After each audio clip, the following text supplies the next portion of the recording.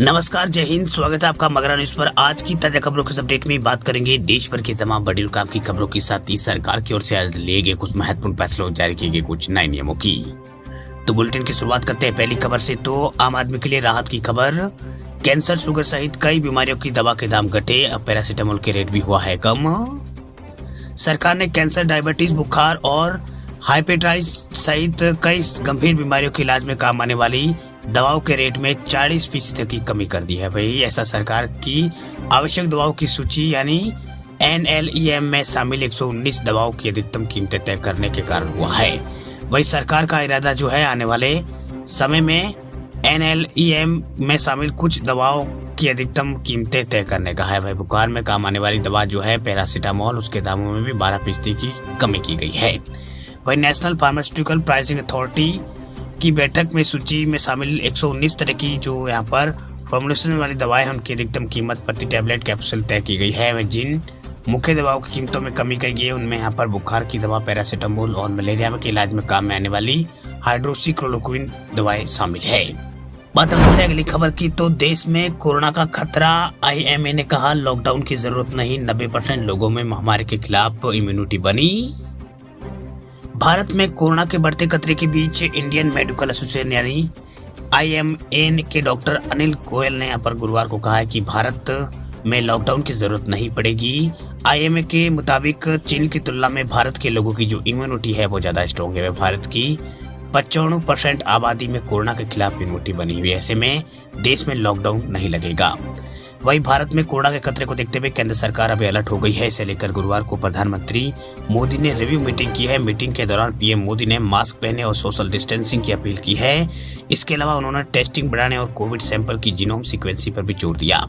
वही मीटिंग खत्म होने के कुछ ही घंटों बाद स्वास्थ्य मंत्रालय ने इंटरनेशनल ट्रैवलर्स के लिए जो इंटरनेशनल यात्री अंतर्राष्ट्रीय यात्री है उनके लिए गाइडलाइंस जो है जारी कर दी। इसमें कोविड प्रोटोकॉल का पालन करना और इंटरनेशनल फ्लाइट्स के 2% पैसेंजर है उनकी रैंडम सैंपलिंग कराने का निर्देश दिया है। वही 24 दिसंबर से देश भर के हवाई अड्डों पर ये जो नियम है वो लागू हो जाएगा। बात हम करते हैं अगली खबर की। तो यूजर्स की सिक्योरिटी को लेकर व्हाट्सएप ने उठाया है कड़ा कदम, 37 लाख से अधिक अकाउंट पर लगाया है ताला। यूजर्स की सेफ्टी और सिक्योरिटी को ध्यान में रखते हुए व्हाट्सएप ने बुधवार को बताया कि उसने नवंबर महीने के अंदर भारत में कुल 37 लाख से भी अधिक अकाउंट को बैन किया है। वही व्हाट्सएप द्वारा अक्टूबर में बैन किए गए अकाउंट की तुलना में 60% अधिक है। वही व्हाट्सएप ने बताया कि कंपनी ने जिन अकाउंट पर बैन लगाया उनमें 9,90,000 अकाउंट शामिल है जिन्हें यूजर्स द्वारा फ्लैग किए जाने से पहले ही एक्टिव रूप से बैन कर दिया गया है। वही व्हाट्सएप अक्टूबर में व्हाट्सएप ने देश में 23 लाख अकाउंट पर बैन लगाया था, जिसमें 8,11,000 ऐसे अकाउंट थे जिन्हें एक्टिव रूप से यहाँ पर बैन किया गया था। वही व्हाट्सएप ने भारत की नई सूचना प्रौद्योगिकी नियम 2021 के तहत नवंबर महीने की मासिक रिपोर्ट में इस बात की जानकारी यहाँ पर आई है। इस बार में यहाँ पर व्हाट्सएप ने जानकारी दी है। व्हाट्सएप ने अपने मासिक रिपोर्ट में कहा है कि 1 नवंबर 2022 से 30 नवंबर 2022 के बीच व्हाट्सएप ने 37,16,000 के आसपास अकाउंट पर बैन लगाया है। इनमें 9,90,000 खातों को सक्रिय रूप से प्रतिबंधित किया गया। वही पिछले साल देश में लागू हुए नए IT नियमों के मुताबिक बड़े डिजिटल प्लेटफॉर्म जो है जिनके 50 लाख से अधिक यूजर्स है उनको हर महीने कंप्लायंस रिपोर्ट पब्लिश करना होता है, जिसमें उन्हें महीनों में मिली शिकायतों और उन पर की गई कार्रवाई की जानकारी जो है वो देना होता है।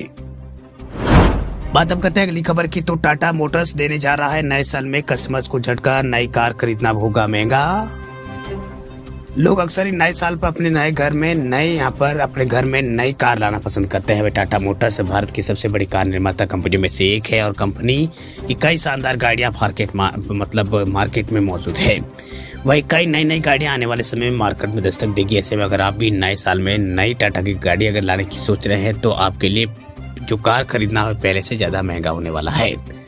दरअसल टाटा मोटर्स जो है जल्दी देश में अपनी जो गाड़ियां हैं उनकी कीमतों में बढ़ोतरी करने जा रही है। हाल में कंपनी के passenger and electronic vehicle segment के मैनेजिंग डायरेक्टर ने कंपनी के अपनी गाड़ियों की कीमतों को बढ़ाने के बारे में जानकारी दी है। वही डायरेक्टर ने जानकारी तो बताया है कि कंपनी 1 जनवरी 2023 से कीमतें जो है बढ़ाएगी। हालांकि इस बारे में विचार विमर्श महीने भर पहले से यहाँ पर शुरू हो चुका है। वही आगे उन्होंने कहा है कि कंपनी सभी सेगमेंट की गाड़ियों की कीमतें बढ़ाएगी। इसमें passenger vehicles, petrol, diesel, electric गाड़ियां ही नहीं, कमर्शियल व्हीकल भी शामिल है। वही पैसेंजर व्हीकल की कीमत कितनी बढ़ेगी, इस पर विचार किया जा रहा है। कंपनी यहाँ पर कमर्शियल व्हीकल के ऊपर तो कीमतों में 2% बढ़ोतरी करने जा रही है, लेकिन पैसेंजर पर कितनी होगी इस बारे में फिलहाल यहाँ पर कंपनी की ओर से जानकारी नहीं दी गई है। चलिए बात करते हैं अगली खबर की। तो यूपी में नए साल से बियर होगी महंगी, अंग्रेजी शराब के शौकीनों को भी लग सकता है जोर का झटका। उत्तर प्रदेश में बियर के शौकीनों को तगड़ा झटका लग सकता है। दरअसल 9 वर्ष से ठीक पहले यूपी में आबकारी विभाग ने बियर की कीमतों में बढ़ोतरी के संबंध में प्रस्ताव जो है कैबिनेट के पास भेज दिया है। दरअसल कैबिनेट की मंजूरी मिलते ही बियर के दाम बढ़ जाएंगे। बता दें आपको कि 2 साल से बियर की कीमतों में यूपी में कोई इजाफा नहीं हुआ है। वही बियर की कीमतों में वृद्धि के बाद अंग्रेजी शराब के दीवानों को भी झटका लग सकता है। जानकारी के अनुसार बीते 2 सालों से प्रदेश में कोरोना चल रहा है, जिसका असर बियर की बिक्री पर साफ साफ दिख रहा है। वही यूपी आबकारी विभाग के अनुसार बीते 2 वर्षों में प्रदेश भर में बियर की बिक्री जो है अप्रत्याशित रूप से घट गई है। वही बिक्री गिरने से बियर का कारोबार प्रभावित हुआ है। बियर की बिक्री बढ़ने से व्यापार जो है उसको प्रोत्साहन देने के लिए आबकारी विभाग ने टैक्स को कम कर दिया है, जिसके तहत कीमत 20 रुपए तक यहाँ पर कम हो गई थी।